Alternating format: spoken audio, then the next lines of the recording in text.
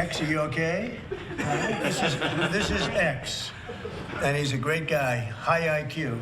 He's a high IQ individual. And he's got this, check out this cool chain he's got.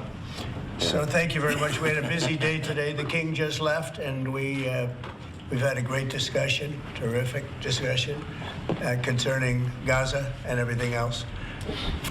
We had discussions also about Saturday at 12 o'clock. It's going to be a big moment. We'll see what happens. I don't expect much happening with these people, but we'll see what happens. And we're going to be signing a very important deal today. It's DOGE, and I'm going to ask Elon to tell you a little bit about it and some of the things that we found, which are shocking.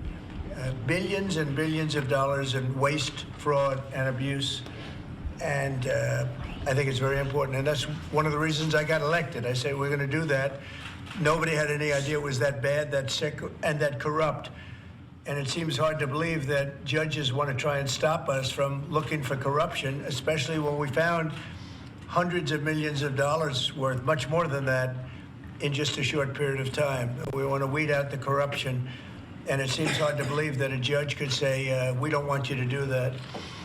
Well, so maybe we have to look at the judges, because that's a very serious, I think it's a very serious violation. I'll ask Elon Musk to say a few words, and we'll take some questions. Elon, go ahead. Sure. So at a high level, if you say, what is the goal of DOGE, and I think a significant part of the presidency is to restore democracy. This may seem like, well, are we in a democracy? Well, if you don't have a feedback loop, FAX, we would have to, if you it's all right. So, tell you, gravitas can be difficult sometimes. If there's not a good feedback loop from the people to the government, and if you have rule of the bureaucrat, if the bureaucracy is in charge, and then what meaning does democracy actually have? If the people cannot vote and have their will be decided by their elected representatives in the form of the president and the Senate and the House, then we don't live in a democracy, we live in a bureaucracy. So it's incredibly important that we close that feedback loop, we fix that feedback loop, and that the public's elected representatives, the president, the House, and the Senate, decide what happens, as opposed to a large unelected bureaucracy. This is not to say that there are good people who are in the federal bureaucracy, but you can't have an autonomous federal bureaucracy. You have to have one that is responsive to the people. That's the whole point of a democracy. And if you looked at this, if you looked at the founders today and said, what do you think of the way things have turned out? Well, we have this unelected, fourth unconstitutional branch of government, which is the bureaucracy, which has, in a lot of ways, currently more power than any elected representative. And this is not something that people want, and it does not match the will of the people. So it's just something we've got to fix. And then we've also got to address the deficit. So we've got a $2 trillion deficit, and if we don't do something about this deficit, the country's going bankrupt. I mean, it's really astounding that the interest payments alone on the national debt exceed the Defense Department budget, which is shocking, because we spend a lot of money on defense. But if that just keeps going, we're essentially going to bankrupt the country. So what I really want to say is, like, it's not optional for us to reduce the federal expenses. It's essential. It's essential for America to remain solvent as a country, and it's essential for America to have the resources necessary to provide things to its citizens and not simply be servicing vast amounts of debt.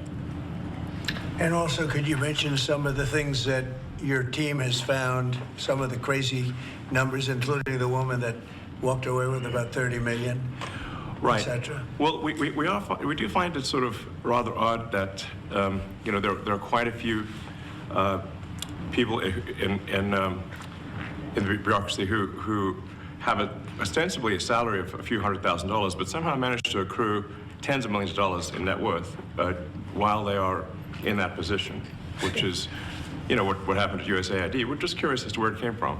Maybe they're very good at investing, in which case we should take their investment advice, perhaps.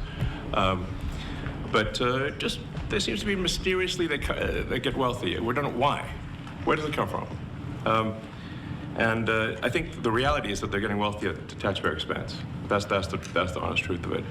So, you know, we're looking at, say, well, we just if you look at say Treasury, for example, basic controls that should be in place, that are in place in any company, such as making sure that any given payment has a payment categorization code, that there is a comment field that describes the payment, and that if a payment is on the do not pay list, that you don't actually pay it.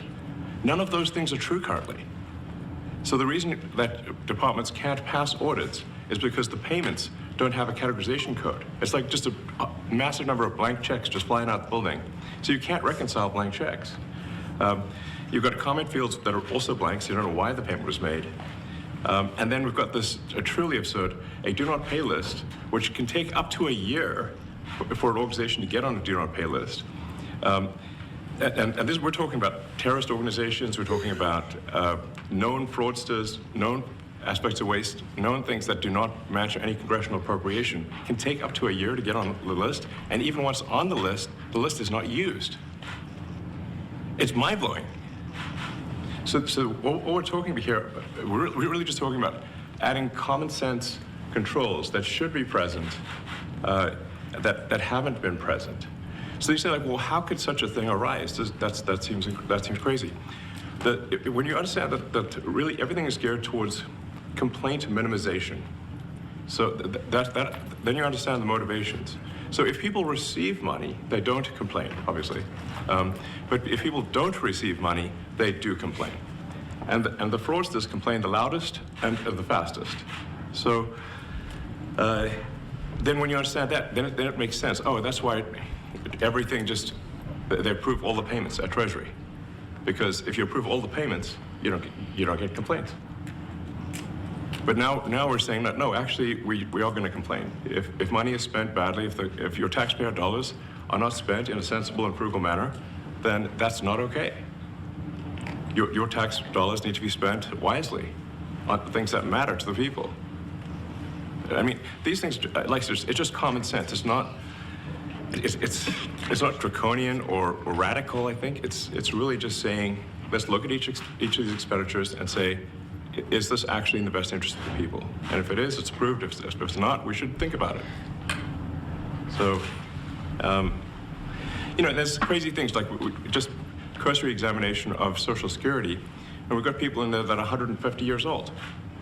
Now, do you know anyone who's 150? I don't. Okay.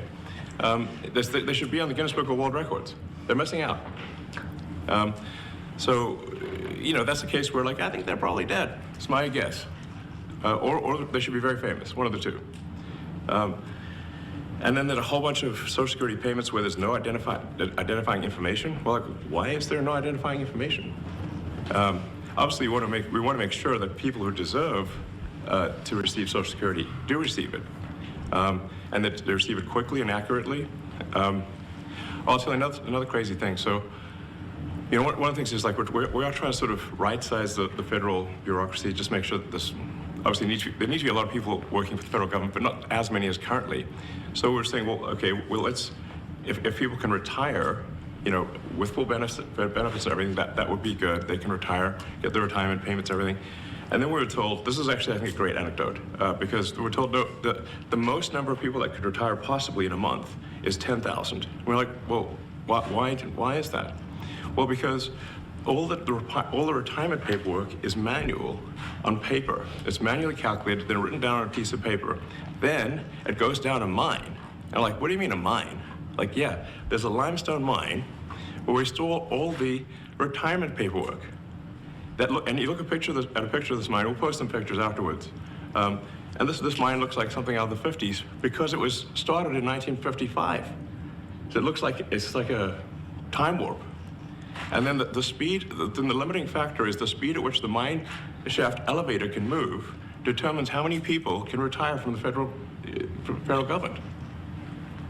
And the elevator breaks down sometimes, and then nobody can retire. Doesn't that sound crazy? There's like 1,000 people that work on this. So I think if we can take those people and say, like, you know what, instead of working in a mine shaft and carrying manila envelopes to, boxes in a mine shaft, you could do practically anything else, and you would add to the goods and services of the United States in a more useful way. So anyway, so I think that's an example. Like at a high level, if you say, like, how do we increase prosperity? Is we get people to shift from roles that are low to negative